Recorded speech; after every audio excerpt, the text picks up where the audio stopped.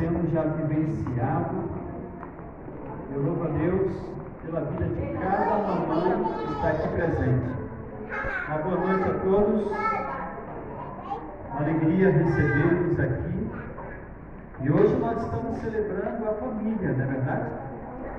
Estamos celebrando os filhos. Onde estão os filhos da mãe aqui? Tem alguém aqui? Que maravilha. Deus te cubra com muita saúde. Que Deus te proteja, te traga fortaleza, porque você recebeu um grande privilégio, viu, irmã Natália? O privilégio da maternidade. A cada 6 mulheres, só para vocês terem uma ideia, a cada 6 mulheres, pelo menos uma tem dificuldade de ter bebê, de ter um filho, problemas de infertilidade. A cada 6 mulheres. Então, se você tem o teu filho, a tua filha, já é um motivo de louvar a Deus. Não é verdade? Eu quero que você, agora, a partir desse momento, feche teus olhos e a gente vai agradecer por tudo que vocês já vivenciaram. Alguns estão aqui desde mais cedo, né? Desde mais cedo já tivemos um momento especial aqui fora, um chá de bebê, muito bonito. E agora nós estamos celebrando esse momento, onde nós vamos continuar homenageando as mamães e pedindo as bênçãos sobre cada família. Você ora comigo? Vamos orar. Ó Deus, que alegria a gente poder estar em boas circunstâncias. Muitos tiveram o privilégio de ligar para suas mães que estão distantes. Outros tiveram o privilégio de sair para almoçar, compartilhar um alimento, momentos felizes. Mas tem outros, Senhor, que as suas mães já descansaram, já não estão mais por aqui, já faleceram. Que o Senhor nos console, nos dê esperança, e o que nós vamos ver agora, através da Tua palavra, que conforte o nosso coração, e nos dê a certeza que o Senhor quer o melhor de cada família, em nome de Jesus. Amém. Amém. Abra a tua Bíblia em Lucas. Convido você para abrir Lucas. É um momento muito especial aqui, capítulo 1, versículo 26 aproximadamente. Nós vamos ver aqui uma história muito bonita. Isabel e a Virgem Maria. Maria tinha por volta de 17 anos, era uma adolescente, e naquela época, lá naquelas terras distantes da Palestina, não era assim incomum as meninas casarem e serem prometidas para o futuro casamento. E Maria, ela estava desposada. O que é isso? Comprometida para o casamento. A minha mãe, ela diz que lá no Maranhão, onde ela nasceu, tenta só regular um pouquinho, ele está dando acho que uma épocazinha. A minha mãe nasceu no Maranhão, e ela falou que ela foi prometida. Ela não teve o privilégio de escolher o esposo. Ela foi prometida. Lembra daquelas questões de família, né? Quando meu filho e a tua filha cresceram, então vamos aqui com o padre, né? Já fazer um trato aqui para a gente encaminhar os dois e casarem. Algumas vezes dava certo, né? Mas o da minha mãe não deu certo, não. Já faz 46 anos que ela está divorciada, né? Ela está separada do meu pai. Mas essa é uma história, um final feliz, porque nós estamos vivendo, um momento de celebração. E se tem alguém especial aqui, Tiago, que ama a família, e faz questão que a família esteja assim, grudadinha, mãe com filhos, filhos com os pais, esse é Deus. Porque quando a gente visita Gênesis capítulo 2, versículo 24, a gente percebe o Criador do universo, o autor da família, casando Adão e Eva e dizendo assim: agora se multipliquem, prosperem, façam filhos, encham a terra. Então, se tem alguém que briga pela família, pelo bem-estar da família, esse é o meu Criador, é o teu Criador. Amém? Amém. E esse é um momento muito bonito. que diz assim, verso 26, no 6º mês foi o anjo Gabriel, enviado da parte de Deus. Eu estou lendo Lucas, capítulo 1, versículo 26. O anjo então foi enviado, e ele foi para a chamada Nazaré, verso 27. A uma virgem despojada, esse anjo Gabriel foi ao encontro. E o que acontece? Ela estava desposada, melhor dizendo, comprometida com um homem da linhagem de Davi, ou da casa de Davi, cujo nome era o quê? Você consegue adivinhar aí? Quem era o noivo da Virgem Maria? José. Era José, um homem muito especial, justo, íntegro também. E ali o verso 28, vamos avançar um pouquinho. E entrando o anjo aonde ele estava, disse: alegra-te, muito favorecida, o Senhor é contigo. Ela, porém, ouviu essa palavra e ficou perturbada, perturbou-se muito e pôs-se a pensar no que significava essa saudação daquele anjo. Como assim, eu? Olha que interessante. Veja o verso 30. Mas o anjo lhe disse: Maria, olha para cá. O anjo sabe que é o nome. Sabe o nome? O anjo sabe o nosso nome. Às vezes a gente segue tantas pessoas por aí nas redes sociais que elas nem sabem que a gente come, a hora que a gente dorme, que time a gente tosse. Não tem nenhum grau de parentesco nem de intimidade com ele. Mas da perspectiva do céu para baixo, de cima para baixo, quem está lá em cima no céu vê tudo e conhece tudo e sabe tudo. E isso é maravilhoso saber que a gente é tratado de maneira particular, irmã Rosa, de maneira personalizada, porque o anjo veio de maneira única, exclusiva, para dar uma boa nova, umas boas notícias. Porque aqui entra toda a história do nascimento de Jesus, que vai desembocar na salvação minha e tua, e daqueles que ainda crerão, porventura. E aqui diz o seguinte, olha só, agora que ela vai ficar mais impressionada com as palavras do anjo, ele diz primeiro: calma, não temas. Mamãe, você já teve alguma gravidez indesejada? Tipo assim, não planejou certinho, assim, de repente, estou grávida. E aí, de repente, alguém que já viveu, já sabe de uma história de alguém que vivenciou, né, uma história de uma gravidez não desejada, que de repente, o marido, ou o futuro marido, dependendo do caso, né, ficou assim, não acredito. E agora? O que vamos fazer? Mas em outra situação, quem sabe, a pessoa, que legal, que bom e tal, ficou feliz. Mas perceba, uma pessoa que nem tinha feito relação ainda, não tinha nem casado, e de repente o anjo diz assim: não temas, porque achaste graça diante de Deus. E eis que conceberás e darás à luz a um filho, a quem chamarás pelo nome Jesus. Amém? Amém. E este será grande, chamado Filho do Altíssimo. Glória a Deus por isso. O Senhor lhe dará o trono de Davi, seu pai, e ele reinará para sempre. A casa de Jacó e o seu reinado não terá o quê? Não terá fim. Disse Maria ao anjo: ok, e como vai ser isso?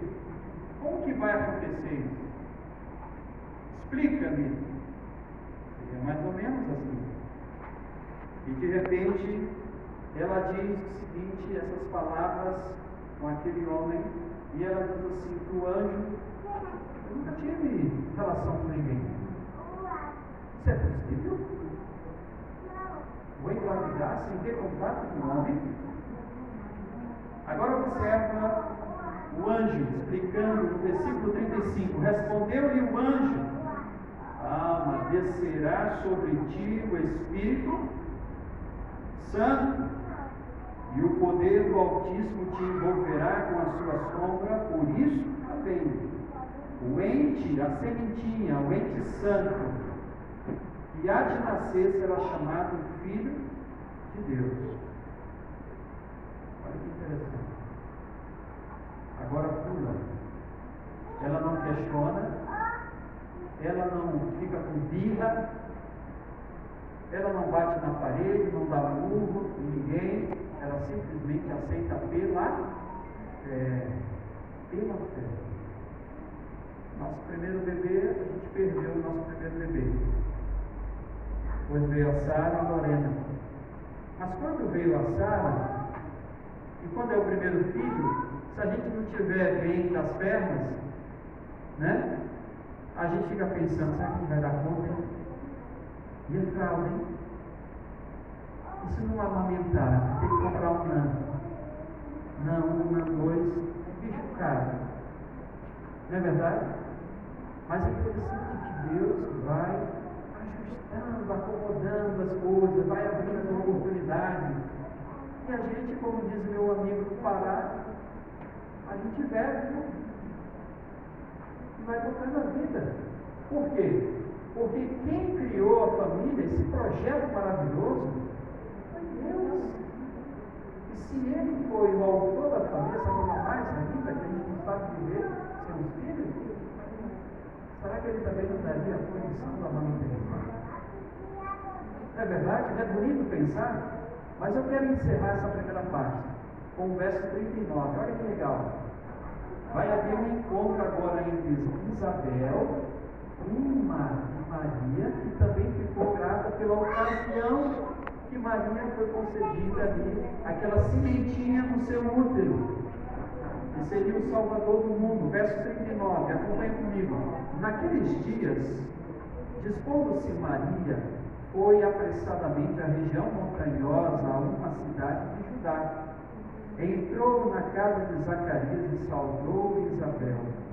Ouvindo Isabel à distância esta saudação de Maria, a criança lhe estremeceu no ventre, porque ela estava grávida. Então Isabel ficou possuída do power do Espírito Santo, amém? E exclamou em alta voz para todos ouvirem, tanto pessoas como um anjo, a divindade. Ela exclama assim: bendita és tu entre as mulheres, bendito é o fruto do teu ventre, e de onde me provém que me venha visitar a mãe do meu Senhor? Olha que lindo! Alguém já havia visitado Isabel e passado todo o relatório que a prima dela em outra cidade estaria grávida durante o mesmo período da gravidez dela. Teria um priminho e um deles seria o Salvador do mundo. Que privilégio ser a mãe de Jesus. Pela fé, pelas promessas. Pode colocar para nós? Queridos, veja que coisa linda. Aqui nós estamos com vários mamães aqui. Não é um momento lindo esse? Quando a gente começa a perceber, desenvolver, as semanas vão passando, e aí você começa a contar, fazer as contagens dessa gravidez, e a expectativa vai aumentando. E se não preparou o enxoval, tem que preparar. Se ainda não reservou um quartinho, tem que ter um quartinho, um lugar para ir acomodando. Não é um momento muito especial esse? E olha só, vocês lembram da última vez que vocês fizeram, mamãe, esse exame? E algumas que já têm bastante dias que já fizeram esse exame. Crianças, isso aqui não é um ET, viu? É apenas ultrassom 3D, tá bom? Ultimamente avançou um pouco, né? Nas nossas épocas passadas não havia esse sistema de 3D. Mas a verdade é que a expectativa vai sendo gerada. A gente começa a sonhar, ver o rostinho, como é que vai ser? Vai puxar para a mãe? Será que vai sair do meu nariz? Será que vai sair com a cor do meu cabelo? E aquilo vai alimentando 1 mês, 2 meses, 3 meses, 7 meses, 8 meses. vezes. E é tão bom quando ocorre um prazo, né? Não tem que tirar antes. É um milagre. Você deveria ver assim. Que privilégio Deus deu para você, irmão, de poder ser uma influência positiva para os filhos desde o primeiro momento da fecundação. Mas também de responsabilidade, né? Mas a verdade é que esse primeiro chorinho, ele é inesquecível. Parece um miado de gato muitas das vezes. Não é verdade? A Sara ficou... E a Raíssa ficou pensando em dar no gatinho, estava lá no centro de cirurgia, nada a ver, né? Mas e esse primeiro chorinho, que só a mãe sabe qual é o primeiro chorinho, o primeiro cheiro. Só a mãe sabe. Esse contato, né? Essa coisa especial. Mas a verdade é que esse é um momento único na vida de seres humanos femininos, quando se classifica como mãe. Parabéns, mamãe. Parabéns. A gente sabe que é uma missão muito grande. Eu quero finalizar dizendo o seguinte: o que classifica uma mulher como mãe? Parem para pensar. Na Bíblia tem um texto intrigante, gente. Tem um texto que diz assim: ainda que uma mãe se esqueça do seu filho, eu, todavia, não esquecerei de ti. Sabe quem fala assim? Eu? É Deus, o Criador da família. O Criador dessa sementinha que cresce, que não tem garantia. Alguém me fala, vai prestar? Não é verdade? Mas a gente passa os valores, a gente educa, a gente transmite o que a gente aprendeu. Mas a verdade é o seguinte: eu falei no início da minha fala que pelo menos uma mulher de 6 não tem o dom, o presente ou a saúde de ser fértil. E às vezes tem que fazer uma cirurgia, às vezes tem que fazer inseminação artificial, etc. E por último, às vezes tem que ir para a adoção. Na minha casa nós temos 2 adotivos. Nós temos a Ana, que tem mais de 45 anos também, e eu tenho um que a minha mãe já pegou com 16, hoje ele deve estar com 50 anos, é mais velho do que eu. Esse negócio da adoção em casa era comum, minha mãe sempre criou o filho dos outros. Mas tem casais que vai para esse campo da adoção porque não teve o dom que você teve. Isso já é um motivo para você louvar a Deus, amém? Agora eu digo para vocês, meninas, como classificar uma pessoa como mãe genuína? É isso que nós vamos ver agora. Porque uma mulher pode alugar o seu útero, sim ou não? E você conhece várias histórias de casais que têm dinheiro, mas que não podem ter filhos. Normal. E tem muitas mães que geram seus filhos. Vou corrigir a minha fala, tá? Vou corrigir aqui, irmão. Tem muitas mulheres que geram filhos, mas não para serem mães. Por isso, muitas dessas não vão se classificar com o que você vai ver agora. Não vão ter o mesmo gosto, o mesmo prazer da maternidade. Então, o primeiro aspecto que a gente tem que perceber é que ser mãe é muito mais uma questão de maternidade ou algo biológico, aonde esse útero aqui vai gerando vida. É muito mais que isso. Não dá para classificar uma pessoa como mãe genuína só porque ela é mulher e ela tem um útero. Ou ela deu vida a um ser. E você sabe que isso é pura verdade. Então, qual é o primeiro aspecto que eu quero colaborar nesta noite, no Dia das Mães? Eu consigo identificar uma mulher como mãe quando ela realmente demonstra o que, Leninha? Lá, Leninha, está vendo? Amor incondicional. Se eu falasse assim, há alguém aqui que se tivesse que doar um rins para o filho, doaria? Eu doaria. Eu sou homem, mas as mães geralmente seriam as primeiras a dizer que sim. Nós estamos falando de mãe genuína, né? Vamos ficar nessa delimitação aqui. Mãe genuína. Olha só que interessante. Profundo em sem condições. Amor incondicional é algo altruísta. Às vezes até sacrificado. Está cansada, mas está ali, cuidando, servindo. É algo que só vocês têm. É um combustível a mais. É um case a mais que Deus deu para as mulheres no campo da maternidade. Amor incondicional, básico na maternidade. É a estrutura, o fundamento para todas as ações e cuidados maternos.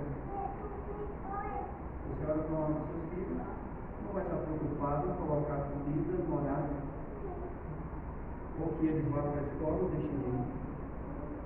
Se não há amor genuíno do pai, da mãe, não há cuidado, não há preço, não há valor aos filhos. Quando a gente ama, a gente está falando assim, meu filho é caro, minha filha é cara.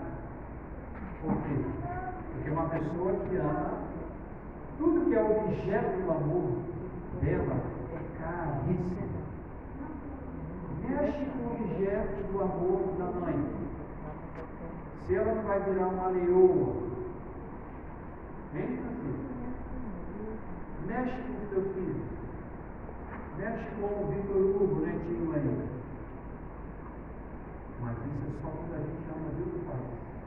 Um outro aspecto também é esse daqui, ó. Irmã Marisete. A mãe genuína, ela cuida, ela protege, ela dá nutrição, não só ela garante o cuidado, o aspecto físico, aonde ele vai, aonde ele vem, o que ele sobe, desce, o que ele está fazendo, mas é em todos os aspectos, inclusive emocionalmente, acolhe, dá suporte. É tão ruim quando algumas mulheres que já são mães, elas não validam o emocional dos filhos, não falam eu te amo, eu te gosto, eu te aprecio, você é importante para mim, você vai conseguir, não desiste. Isso você está validando o emocional da criança, está livrando ela de ter pensamentos de depressão, de complexo de inferioridade. Por que muitas crianças às vezes não querem voltar para casa depois da escola? Porque às vezes o ambiente, a atmosfera não valida a emoção dele. Ele não é classificado como alguém que faz falta em casa, que é apreciado, que é querido. Irmãos, olha para cá. O toque é essencial em qualquer relacionamento, inclusive pais e filhos. Toque seus filhos. Diga palavras de afirmação.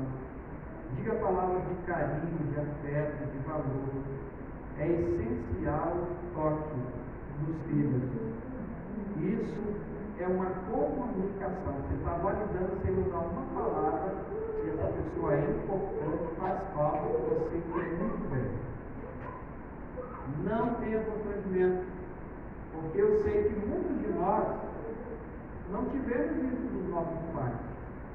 Tivemos foi cinta. Foi o quê? Aquele negócio lá de... aquele galinho de folha de goiaba tirado assim. Tomarindo. Né? Isso, era isso daí. Muitos casos foi assim. Mas a gente não precisa reproduzir o que eles fizeram conosco lá no passado. Um outro aspecto também é esse aqui, ó, proteção e segurança. Instinto natural. Se tem alguém que tem 7º, 8º sentido, é quem? Eu não sou. São as mulheres, principalmente mães, eles fazem que é um esforço impressionante. É impressionante o fato da mãe. Os sentidos aguçados, as impressões do coração, né? Algumas dizem assim, ai, estou sentindo um arroz aqui no coração. O pessoal lá do Ceará fala muito assim, né? Estou sentindo um arroz aqui no coração, parece que vai acontecer alguma coisa. Aí de repente, acontece, o telefone toca, e aí deu ruim, né? Como diz o povo por aí. Mas por quê? Porque Deus colocou esse dom especial de preservação na mãe. E isso é lindo. Olha só, defesa diante do perigo, proteção emocional. Parece com aquele outro item que nós conversamos agora. Os filhos estão passando por luta. É fácil dizer assim, ó, bem feito, vai de novo, né? Mas você pode falar de outra maneira, que aquele filho fez algo errado, mas que ele ou ela pode contar com você. Pode recomeçar. Juntos, lado a lado. Olha que lindo. Educação e orientação.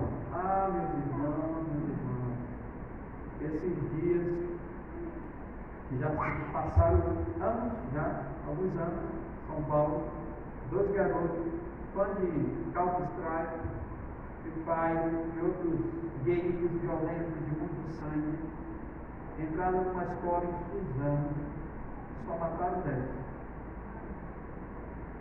Você vai lembrar em algum momento dessa história do jornal aí alguns anos atrás. Nós ainda morávamos lá, certamente. Não sei se tu estava por lá ainda, na época de Suzano. Mas veja bem, a mãe que protege, que cuida, ela transmite o que, igreja? Valores, ensina princípios importantes para a vida, apoio nas decisões, auxilia no crescimento e na autonomia. Não na autonomia do crime, não na autonomia da censura, do bullying. Tem crianças que fazem bullying e o pai leva uma piada, brincadeira de criança. Não. Censura, o bullying. O pai tem que validar o que é errado e o que é certo. Aonde que é o limite de cada relacionamento. Isso é importante porque isso vai fazer com que a criança ela entenda que o respeito tem que existir dentro de casa, mas quando ela for para a escola tem que continuar tendo respeito. Quando ela for trabalhar, ela tem que continuar respeitando no trabalho, no comércio, na igreja, onde ela for. Mas, muitas das vezes, quem passa mais tempo com os filhos, embora a gente tenha essa vida mais moderna hoje, mas geralmente ainda são as mães. Nós sabemos que tem a creche, às vezes é preciso colocar na creche para poder complementar o orçamento ou deixar com o familiar, mas a gente sabe que grande parte da influência maior, a mãe herdou essa, não diria uma carga, mas essa capacidade de influenciar as coisas. E isso pesa, e isso é uma característica de uma mãe que se preocupa com o presente, mas também com o futuro. Hoje as crianças elas estão numa situação, em alguns casos, que elas não podem ser frustradas. Porque é perigoso até chorar aqui nesse corredor e fazer um monte de barulho aqui no supermercado, lá no centro da cidade, nas lojas, no shopping. Não. Tem sim saber o que é frustração. Porque a vida é fácil. A gente faz meta e bate todas as metas, todos os dias, toda semana, todo ano, não. Faz parte da pedagogia do aprendizado. Ter às vezes um desgosto, uma decepção. Tinha um projeto, não conseguiu cumprir o projeto. Mas a diferença não é desanimar o filho, a filha, mas é dizer assim, tenta de novo. Vamos ver o que dá para aprender com isso. Eu te ajudo, vou contigo, e assim vai. E isso vai tornando uma família forte e resiliente. Um outro aspecto é a paciência e a empatia quando eles erram, quando eles acertam, ou até quando a mãe está passando por um divórcio, ela precisa se reinventar, ela precisa organizar as finanças e tudo, como vai se manter a partir de agora sozinha, com os filhos, ou solteira, não tem filhos. Mas olha só que interessante, sem paciência não dá, não é verdade? e empatia, lidar com os desafios com calma e compreensão, conectar-se sensivelmente às emoções dos filhos. Eu sabia que os homens foram educados no passado de maneira errada. O homem não chora. O homem chora sim ou não? Alguém já viu um homem chorando casado por ele? Até onde eu sei não chora. Mas na educação anterior, lá atrás, no Antigo Testamento, parecia que o homem não podia chorar. Tinha que engolir o choro, né? Macho. E as emoções? Você sabia que parte dessas pessoas que vivem as emoções hoje são depressivos hoje? São adultos problemáticos com emoções não tratadas e não canalizadas. É triste dizer isso, mas eles não tinham esse conhecimento. Então vamos dar um desconto. E os nossos pais também não tinham esse conhecimento. Mas hoje, nós que temos a informação, a internet, a educação, hoje nós podemos melhorar. Se você não tem filhos pequenos, mas tem netos, você pode contribuir com seus netos, com suas netas. Empatia é colocar-se no lugar do outro. Isso daqui, irmãos, é algo profundo que nós vamos ter que aprender muito com vocês, que é o que? Sacrifício e apoio. Eu pedi para o professor para pagar. O homem, quando vai tomar injeção, as mulheres estão aqui, adultas. Como é que os homens são lá de tomar injeção? Tem que ver isso lá hoje. Tomar um soro, né? Tem que ver hoje lá Eles no vão ir para o peito, né? Ir para o peito. aplicativo lá. Manda aí.